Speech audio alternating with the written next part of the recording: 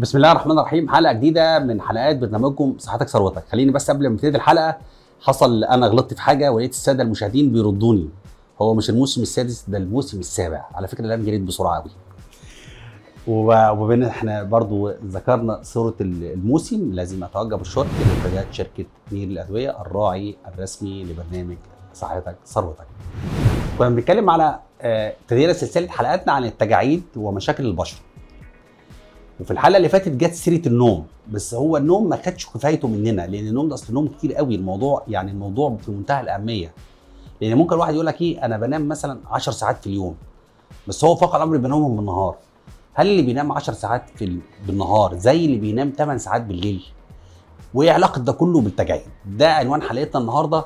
وخليني بقى نستفيد في الموضوع اكتر من خلال ضيف وضيفكم دكتور هاني فرج، المستشار الطبي لبرنامج صحتك ثروتك. دكتور هاني ازيك؟ اخبارك عامل ايه؟ اهلا. على فكره بقى انا لما عرفت عنوان الحلقه النهارده نمت نوم كتير قوي، مش عايز اقول لك نمت 8 ساعات. تستعد يعني؟ بستعد.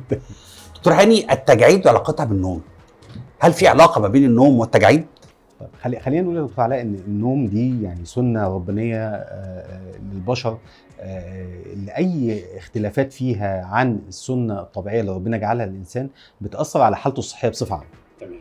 واحنا بنتكلم بشكل محدد في البشره وصحه البشره والتجاعيد وخلافه. خلينا نقول الانسان محتاج قد ايه نوم، وايه التوصيات اللي نقدر نقولها عشان النوم ده يبقى نوم صحي ومفيد، لان احيانا الانسان ممكن ينام فتره زمنيه طويله ولكن بشكل غير مفيد. طيب هنقول اولا ان عندنا انسب فتره بينام فيها الانسان هي اللي من الساعه 10 مساء الساعه 4 فجرا. حلو قوي. ودول كده 8 ساعات؟ 6 تقريبا. تمام. 6 هو عدد ساعات النوم المفروض يبقوا كام؟ بيتراوح من 6 ل 8. حلو. ده النوم اللي بنسميه النوم الصحي. طب ليه اخترنا الفتره الزمنيه دي؟ ربنا سبحانه وتعالى جعل عندنا مجموعه من المواد الكيميائيه في جسمنا بتنظم عمل الجسم بصفه عامه. من ضمنها الميلاتونين. الميلاتونين من المواد مهمه جدا لضبط الساعه البيولوجيه بتاعت الانسان. طب ايه الميلاتونين ده وبنحصل عليه ازاي؟ كهرمون الميلاتونين داخل جسم الانسان ليه مصادر بتيجي من التغذيه. لما انا باكل حاجات بشكل كويس بتتحول في جسمي لمواد مفيده، من ضمنها الميلاتونين. تمام. طيب انا النهارده الساعه البيولوجيه اللي احنا قلنا بتبتدي من الساعه 10 مساء معانا لغايه صلاه الفجر تقريبا او الساعه 4 فجرا، دي بيحصل تناغم ما بين وظائف الجسم وما بين افراز هذا الهرمون. وبالتالي التناغم ده بينعكس على صحه البشره وصحه الجلد وصحه القلب وصحه الجهاز العصبي واشياء كثيره جدا. طيب النهارده انا عشان اظبط نومي بعدد الساعات ده في التوقيت ده لازم اكون بتغذى بشكل كويس يساعدني على ان النوم ده يبقى صحي. طيب ايه اللي يزود عندي الميلاتونين؟ الميلاتونين ده بيجي من حاجه اسمها التريبتوفان، حمض امين موجود فين بقى؟ موجود في اللحوم، في الدواجن، وعلى راسها الديك الرومي. لحوم الديك الرومي. يعني الديك الرومي ده مصدر من مصادر الميلاتونين؟ التريبتوفان اللي هي الماده اللي بتتحول في الجسم في نهايه الامر للميلاتونين. طيب يبقى اكل الديك الرومي واللحوم البيضاء بشكل كبير بترفع معايا هذا الهرمون في الجسم. يعني ايه بقى لحوم بيضاء؟ اللحوم البيضاء اللي هي الفراخ والاسماك، ولكن احنا بنقول ان اللحم الرومي ده هو الاساسي. يعني اذا احنا النهارده بيفضل اللحم الدواجن عن اللحوم الحمراء؟ بالظبط، في انها بتدي تريبتوفان بشكل احسن. تمام. التريبتوفان ده في الجسم بيتحول لحاجه اسمها هرمون السعاده، اللي هو هرمون السيروتونين الشهير جدا، واللي هو بعمليات بنسميها عمليات ايض داخل الجسم بيتحول معايا للميلاتونين، ويجي على راسها الديك الرومي. ده على راسها بالنسبه للحوم. طب هو مكلف وغالي شويه. ايه الحاجات اللي هي في المتناول؟ الفول والعدس. مصادر البروتينيه النباتيه. كويس جدا. الفشار ده يعني احنا بنسميه للتسالي لا بالعكس، ده هو بيساعد على زياده هرمون السعاده، وبالتالي بيبقى مصدر بيتحول داخل الجسم من تريبتوفان لسيروتونين اللي هو هرمون السعاده لماده الميلاتونين اللي بتنظم لي الساعه البيولوجيه بتاعت الجسم. يبقى انا بالتالي لما هظبط الساعه البيولوجيه وهنام في التوقيت السليم هيبتدي الجسم يقوم بالعمليات الحيويه بشكل سليم. بس بالتاكيد هيبقى فيه سؤال هيتسال. ايه هو؟ ايه انسب وقت اكل فيه هذه الاكلات؟ طيب هو بص حضرتك، هو مفيش وقت محدد، ولكن انا بدخل في الغذاء بتاعي هذه الاكلات بشكل كبير. يعني هو من معلش ضمن حاجه العناصر عشان المهمه كمان يعني اتفضل. عشان ما ننساش مع حضرتك الاسماك، وتحديدا سمك السلمون. يعني السلمون. السمك برضه مهم جدا لوجود التريبتوفان فيه بشكل كبير. او حلو. اللي في المتناول السمك البوري اللي هو موجود في الاسواق ده، او سمك البلطي برضه فيه نسبه مش قليله. هي بتحسن جوده الله تمام بالظبط كده حلو. باختصار يعني. فعشان نوصل للمعادله بقى ان انا اكل كويس، يبقى بالتالي هوصل في الاخر ان انا بنام بشكل كويس، هوصل لراحه للجلد وراحه للجسم، هتقلل التجاعيد.